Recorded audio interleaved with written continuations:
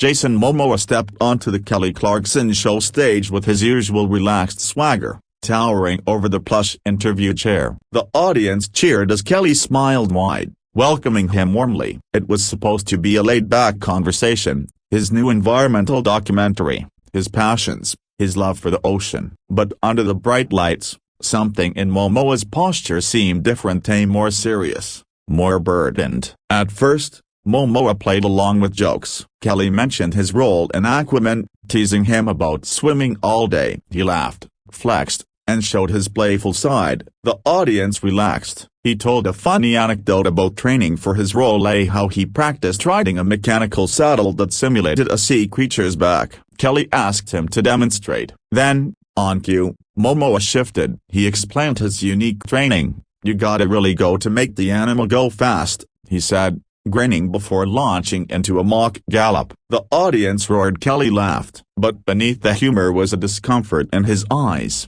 like he was testing a boundary, checking how far he could push without losing control.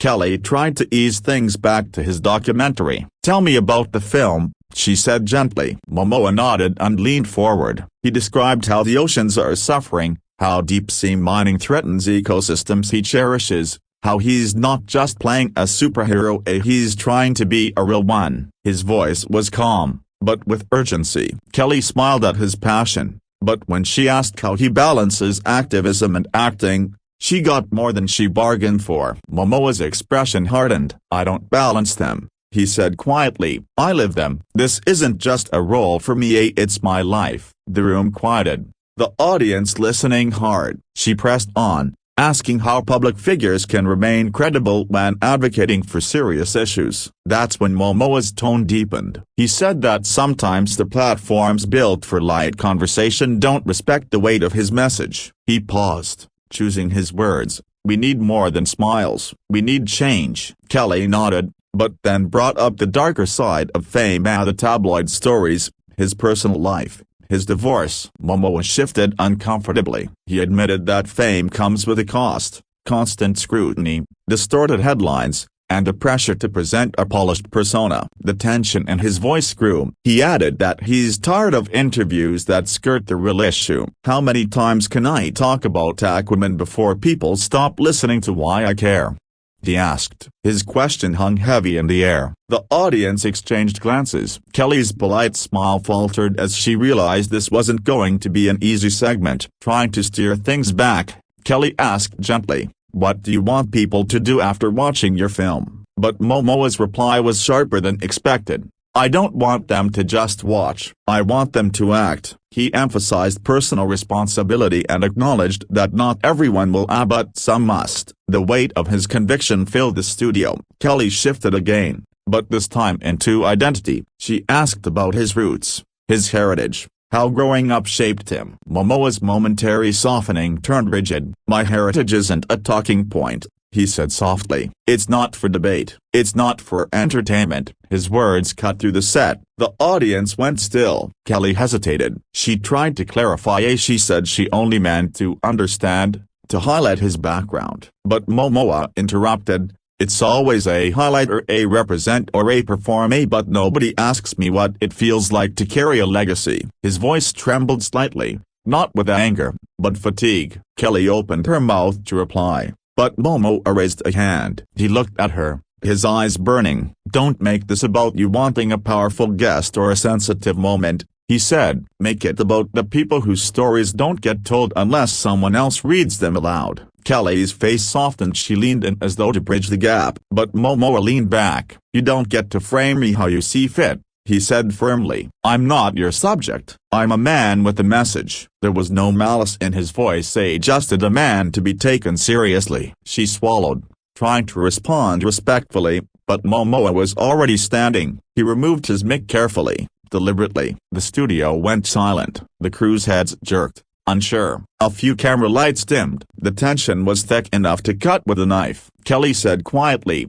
"Jason, we can slow down. Talk this through." But Momoa shook his head. "No," he replied. "I came here to speak. If speaking means being asked to justify who I am, then I'll leave." His tone was soft, but absolute. With that, he turned, his back straight, shoulders squared. He walked slowly toward the edge of the stage. The audience gasped. Kelly watched, her face a mix of surprise and regret. Crew members exchanged shocked glances as Momoa stepped off, without fanfare, without shouting. The live audience sat frozen for a moment, unsure whether he would come back. Kelly stayed rooted to her chair, eyes following him. She whispered something, perhaps a half apology, or a request to stay, but he didn't look back. He exited, leaving his chair empty, the mic on the floor, and a stunned silence hanging over the set. The camera cut abruptly. The show went to commercial with no announcer explaining what happened. Backstage,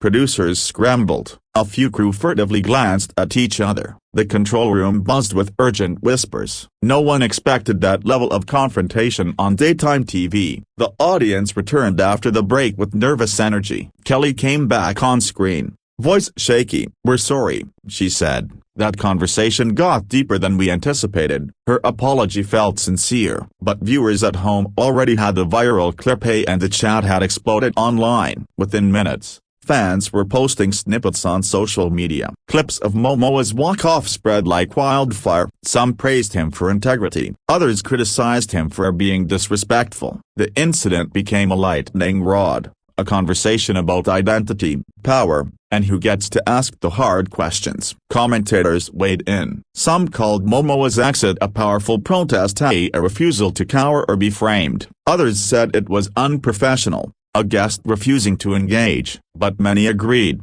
this wasn't calculated PR. It seemed raw, unfiltered, and deeply personal. Environmental activists seized the moment. They shared the clip alongside calls for ocean protection, using his words as fuel. For them, Momoa's walk-off wasn't just about fame, it was about delivering a message that mattered. His platform had become more than coincidence. On the flip side, daytime TV experts debated the fallout. Should talk shows be platforms for serious activism, or do they exist to entertain, to be palatable? Kelly's show, they argued, might need to evolve if guests increasingly bring weighty truths. The moment had exposed the tension between format and substance. Meanwhile, behind the scenes, Momoa's team remained mostly silent. Sources said he was disappointed that his visit became portrayal rather than partnership. He had hoped to reach hearts, not just airwaves. But by walking out, he made sure people heard, maybe even felt something. For his fans, the walk-off reinforced their admiration. They posted messages of support. He stood up for what matters. That's not drama, that's conviction. Some said they saw a different side of him, not just a charismatic actor, but a man willing to risk comfort to speak truth. Kelly Clarkson's own social media lit up. Some praised her for trying to understand, others criticized her for not recognizing the burden Momoa carried. In interviews afterward, she seemed thoughtful, measured, acknowledging that maybe she didn't fully grasp the weight of his identity.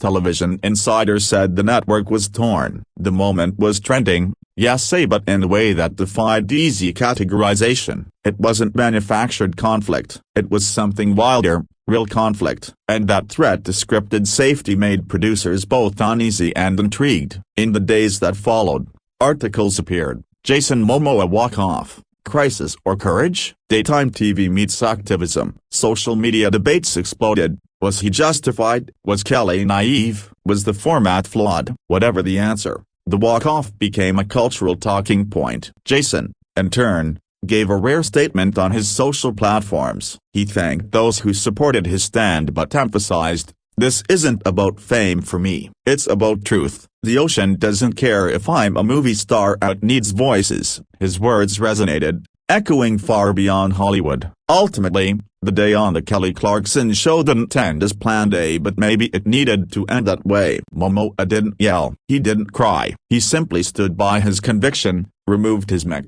and walked off. In doing so, he made more than a statement, he left a legacy. After the viral explosion, morning news outlets jumped on the story. Some called it one of the boldest talk show moments of the decade. Clips circulated across social media faster than anyone could manage. Entertainment networks replayed the footage with slow-motion cuts, analyzing each gesture, every look exchanged between Momoa and Kelly. Overnight, What began as a brief appearance had turned into a global headline. Fans began debating whether the argument was edited or exaggerated. A few eagle-eyed viewers claimed they saw producers waving frantically right before the cameras cut. Others argued that Kelly's surprised reaction was too authentic to be rehearsed. Theories multiplied, and with every repost, the legend of Jason Momoa's walk-off grew. Producers from the Kelly Clarkson Show reportedly held emergency meetings. Some wanted to release the full, uncut footage to prove there was no manipulation. Others insisted that doing so would only reignite controversy. In the end,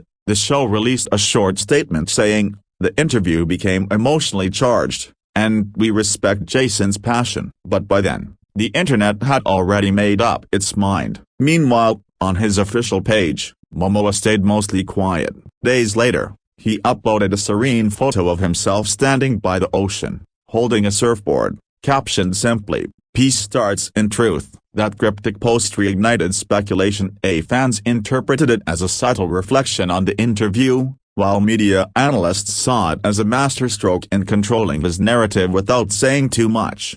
Kelly, too, faced the emotional aftermath. Insiders described her as shaken but reflective. She reportedly told her staff, "I never wanted him to feel attacked." Despite the chaos, she continued filming her next episodes, smiling through the tension as professionals do. Yet her demeanor, viewers noticed, was quieter, more careful when interviewing future guests. Talk show hosts across networks began referencing the moment. Some sympathized with Kelly, saying it's impossible to predict how passionate guests might become. Others applauded Momoa, saying celebrities are tired of being treated like performers instead of thinkers. It sparked a broader conversation in the entertainment world. When does authenticity cross the line into disruption? The following week, late-night hosts cracked jokes. Jason Momoa left faster than Aquaman swims.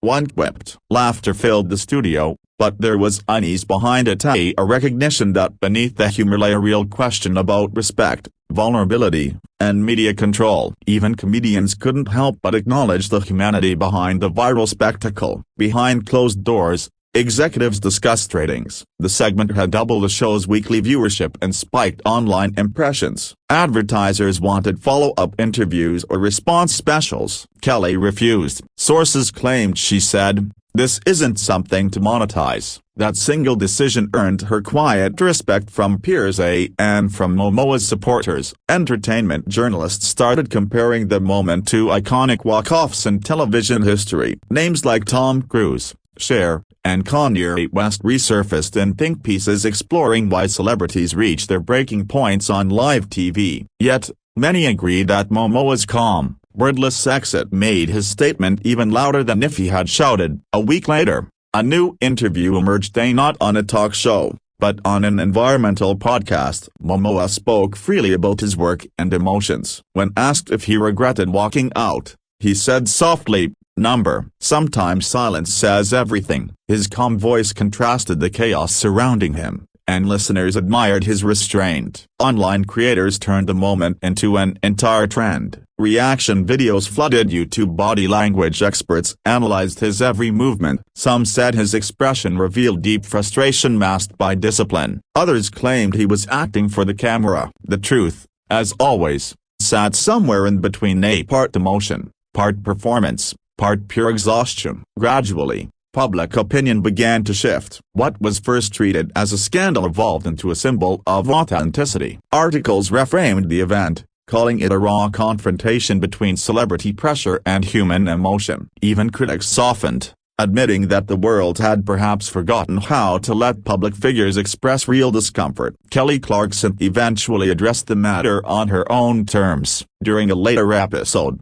she mentioned it indirectly, saying, "Sometimes interviews take turns we don't expect, but I'll always respect someone's truth." The audience applauded gently. It wasn't a confession or apology, it was grace, wrapped in understanding. By month's end, the noise had begun to fade. The frenzy of headlines gave way to reflection. Both stars continued their work, and while neither publicly revisited that day, its impact lingered. In industry circles, producers started referring to the incident as the Momoa moment, a shorthand for a guest who won't play the PR game.